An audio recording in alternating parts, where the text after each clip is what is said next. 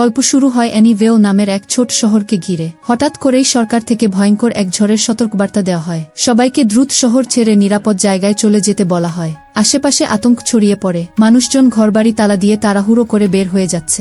এই সময় আমরা দেখি ডেকোটা নামের এক মেয়েকে। সে ফোনে সতর্কবার্তাটি পায়, তাকে শহর ছাড়তে বলা হয়, কিন্তু তার মন সায় দেয় না। সে কোথাও যেতে চায় না, তবুও প্রয়োজনীয় কিছু জিনিস আনার জন্য সে দোকানের দিকে বের হয়। বাইরে গিয়ে দেখে তার প্রতিবেশীরা সবাই গাড়িতে মালপত্র তুলে শহর ছেড়ে চলে যাচ্ছে। একজন প্রতিবেশী তাকে অনুরোধ করে যেন সে তাদের সাথে চলে যায়, কিন্তু ডেকোটা ফিরে এসে ঘরের ভেতর বসে কান্নায় ভেঙে পড়ে। অন্যদিকে 3 ভাই বোনকে দেখা যায় একটি ঝিলের পানিতে খেলতে।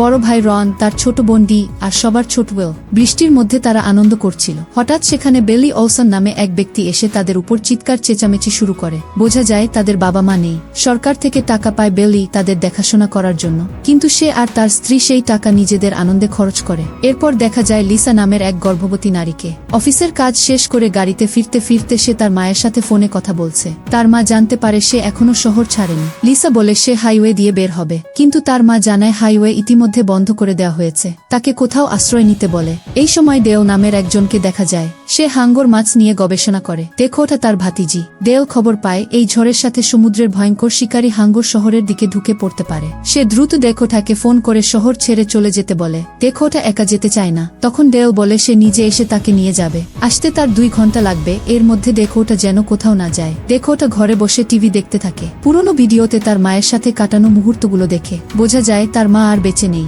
এদিকে বেলি ওলসন বাড়িতে এসে 3 ভাই বোনকে নানা কথা শোনাতে থাকে। অন্যদিকে লিসা নিরাপদ জায়গা খুঁজে পাচ্ছে না। দোকান বাড়ি সব বন্ধ। ঝড় ততক্ষণে ভয়ঙ্কর রূপ নিতে শুরু করেছে। পুরনো বাঁধ ভেঙে পানি শহরের দিকে ঢুকতে থাকে। লিসা গাড়ি নিয়ে ঘুরতে ঘুরতে একসময় সামনে পড়ে থাকা গাছের কারণে টকে যায়, আর ঠিক তখনই প্রবল বন্যার পানি তার দিকে ধেয়ে আসে। ডেকোটার ঘরেও পানি ঢুকে পড়ে। বেলি ওলসনের বাড়িতেও পানি উঠতে শুরু করে। ধীরে ধীরে পুরো শহর পানির নিচে চলে যায়। লিসা গাড়ির ভেতরে পানির মধ্যে ভেসে গিয়ে একটি গাছের সাথে আটকে যায়। পানি গাড়ির ভেতরে ঢুকতে থাকে। সে বের হতে পারে না, চিৎকার করতে থাকে সাহায্যের জন্য। তখন তার কোম্পানির ট্রাক ড্রাইভার ট্রাক সহ ভেসে আসে। ডেকোটা জানালা দিয়ে এই দৃশ্য দেখছে। আরো 2 জন লোক ছোট নৌকায় করে যাচ্ছিল। তারা লিসার চিৎকার শুনে তাকে বাঁচাতে এগিয়ে যায়, কিন্তু সেখানেই শুরু হয় আসল ভয়। একজন যখন লিসার কাছে পৌঁছায়, হঠাৎ একটি হাঙ্গর এসে তাকে টেনে নিয়ে যায়। আরেকজনকেও একইভাবে মেরে ফেলে। ডেকোটা এই দৃশ্য দেখে আতঙ্কে জমে যায়। এদিকে বেলি ওলসন আর তার স্ত্রী গ্যারেজ থেকে একটি বোট আনার চেষ্টা করে। সেখানেও হাঙ্গর এসে তাদের উপর হামলা করে। লিসা তখন ডেকোটাকে সাহায্যের জন্য ডাকতে থাকে। ডেকোটা ভয়ে কিছু করতে পারছিল না।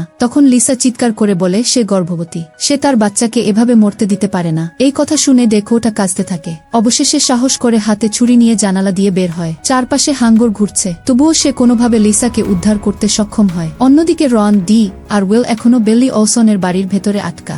ঘরের মধ্যেই হাঙ্গর ঘোরাঘুরি করছে। লিসার প্রসব বেদনা শুরু হয়ে যায়। খুব দ্রুত বাচ্চা জন্ম নেবে। এদিকে দেও নৌকা নিয়ে শহরে পৌঁছে গেছে। ডেকোটাকে খুঁজছে। ডেকোটার ঘর পানিতে ডুবে যেতে শুরু করেছে। সে প্রতিবেশীর ছোট নৌকাটা আনার জন্য বাইরে যায়। বহু হাঙ্গরের মাঝ দিয়ে সে কষ্টে নৌকায় উঠতে পারে। রাত কেটে ভোর হয়। পানির চাপে ঘরের নিচের অংশ ভেঙে পড়তে থাকে। লিসা ঘরের ভেতরেই প্রসব বেদনায় চিৎকার করছে। হঠাৎ ঘর ভেঙে পানিতে পড়ে যায়, আর পানির মধ্যেই লিসা বাচ্চা জন্ম দেয়। সেই মুহূর্তে আবার হাঙ্গর আক্রমণ করে। ডেকোটা প্রাণপণে লিসাকে প্রথম দফায় বাঁচিয়ে নৌকায় তোলে, কিন্তু নৌকাটি খুব ছোট ছিল। আরেকটি হাঙ্গর এসে নৌকায় ধাক্কা দেয়। নৌকা উল্টে যায়। ঠিক তখনই দেও এসে ডেকোটা আর লিসাকে উদ্ধার করে নেয়। অন্যদিকে রন, ওয়েল আর ডি মিলে ঘরের ভেতরে ঢুকে পড়া হাঙ্গরটিকে ডায়নামাইট দিয়ে মেরে ফেলে। পরে তারা বেলি ওলসনের বোট নিয়ে শহর ছেড়ে চলে যায়। শেষে দেও, ডেকোটা আর লিসা নবজাতক শিশুকে নিয়ে সেখান থেকে নিরাপদে দূরে সরে যায়। শহর তখন পুরোপুরি পানির নিচে, আর চারদিকে শুধু হাঙ্গরের ভয়ের স্মৃতি।